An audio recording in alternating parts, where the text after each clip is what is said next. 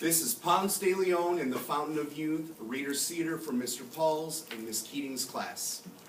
We're at the Conquistador and Travel and Trade Show in St. Augustine, Florida. It is a celebration of the early 1500s when European explorers first came to the Americas. A visitor strolls past booths filled with artifacts from this era. The visitor stops to talk to one of the actors dressed as a Spanish explorer. Excuse me, but what is the conquistador? Conquistador is a Spanish word that means conqueror or explorer or adventurer, like me, Hernan Cortez, at your service. I heard about you. You conquered what's called Mexico today and destroyed the mighty Aztec Empire in the process. It's true that the Spanish conquistadors killed lots of Aztecs and other native peoples with their guns. Unfortunately, the Europeans also brought deadly diseases with them to the New World. These diseases killed even more natives. Diseases? Such as smallpox. The Aztecs and other natives had no way to fight these foreign diseases.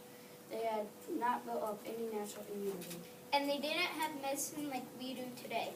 They caught the diseases, got sick, and died.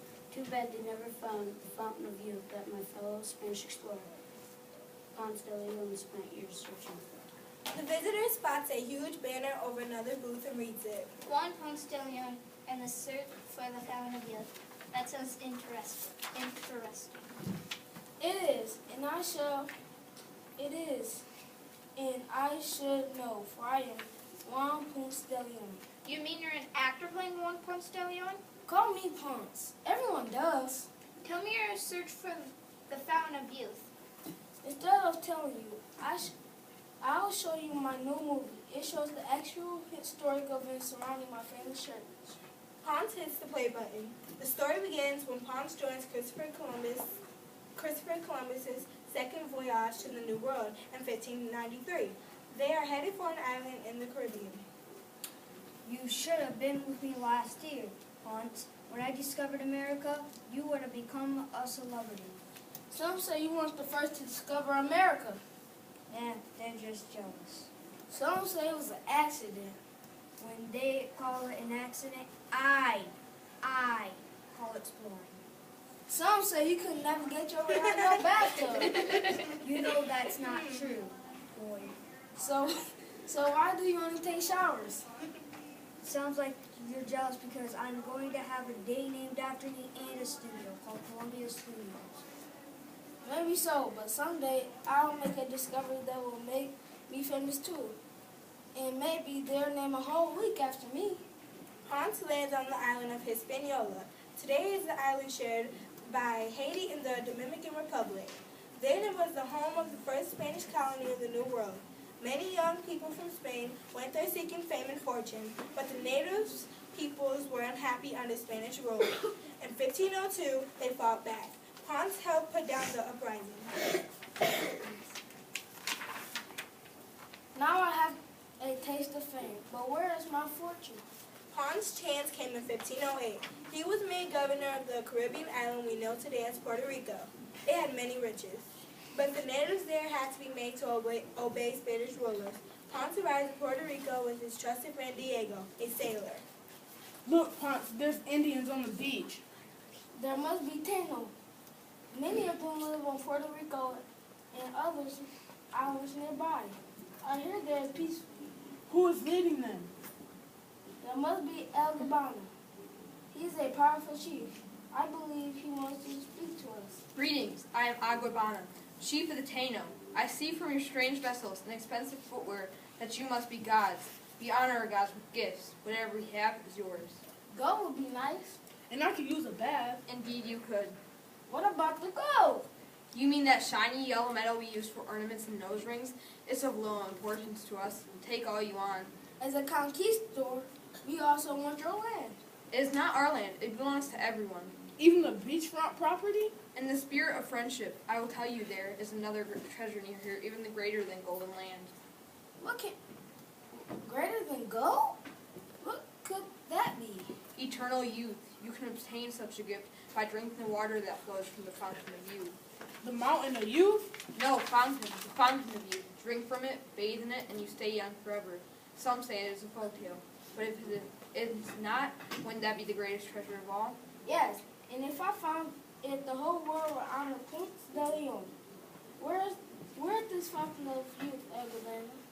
legend says it is to the north on an island called Bimini. Ponce is, Ponce is fascinated, but first he must bring the Taino under his control. He takes any gold he finds from Spain. He keeps some for himself. The natives, however, fight that. Why do you do this to us, Ponce? I thought we were friends. Sadly, Chief Agabena is killed in a battle. But now Ponce has control of Puerto Rico. He is ready to begin his search for the Fountain of Youth. He needs ships, sailors, and permission from his king. So Ponce returns to Spain and meets with King Charles. Ponce, it is good to have you back home in Spain. What treasures have you brought me from the New World? A gift you will cherish, your majesty. Here, A basket of fruit? This is your treasure? fresh from the rainforest of Puerto Rico. Try the mangoes. They're in season. Ponce, I expected a moral. Shall I say, conquistador like treasure gold, for example? But gold won't keep you young and healthy like fresh fruit will. But gold will buy all the fruit I could ever want, even out of season. Back in the New World, I learned an even better way to stay young and healthy. It's called the Fountain of Youth. The mountain of youth. No, your majesty. Fountain. I made the same mistake. I, Juan de Leon, will find the Fountain of Youth for you, King Charles. Drink its waters, and you will live forever. Forever. Think of the glory. Think of the honor. Think of all the free time you'll have. Well, put it in that way. Okay, Ponce, you have my permission, but you'll have to pay for the crew and ships yourself. Hey man, that's unfair. Don't blame me. Every conquistador and his brother is looking for me for financing. Pizarro wants to take over the Incas in Peru, while Bo wants to discover the Pacific Ocean. Meligan wants to sail around the world. Ain't you rich, you rural cheapskate? I'd like to help you out, Ponce, but well, good luck. One more thing. You're right about the mangoes. They're delicious. So in 1513, Ponce uses his own money and sails off in search of the Fountain of Youth. He is now over 50 years old. In the early 1500s, the average lifespan was around 40. Today it's about 80. Eternal youth was indeed a treasure in Ponce's day. Ponce stops in Puerto Rico, then heads north looking for the island of Bimini, which is part of the Bahamas, but instead he makes a discovery. Land. Oh, Ponce. I see land, but I don't think it is Bimini. Maybe not, but it's so beautiful. Such lush vegetation, such wonderful beaches. What a wonderful place, theme parks. What's today's date, Diego? It's Easter Sunday, or as we say in Spanish, Pascua de Flores, Easter of Flowers. Then I shall call this place Florida, in honor of this day of flowers, and I claim this island in the name of Spain. Excellent choice, but Florida is not an island, it's a peninsula. Maybe so, Diego, but I can't spell peninsula. Come, let us look for the fountain. Ponce de Leon becomes the first European explorer to step foot in Florida, near the city called St. Augustine today. But he found no fountain of youth. Still hopeful, he set out to sea again. And for 8 long years, he continued to search and search and search, all in vain. Ponce, for 8 years we have explored the forest. We have looked through fields. We have searched the shore. We have found giant turtles. We have found the ocean current.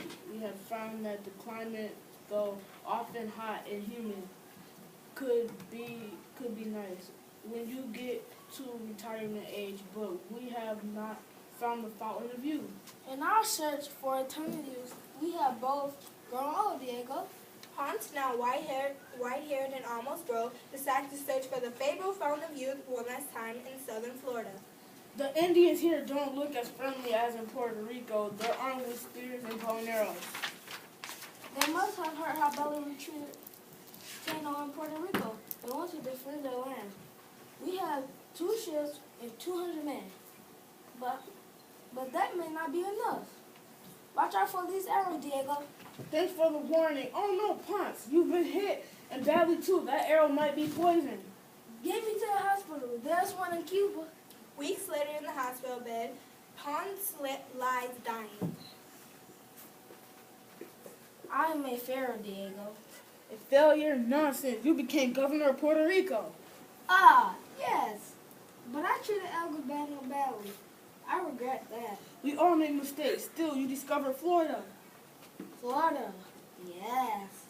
But I have not discovered the fountain of youth. No one will remember me.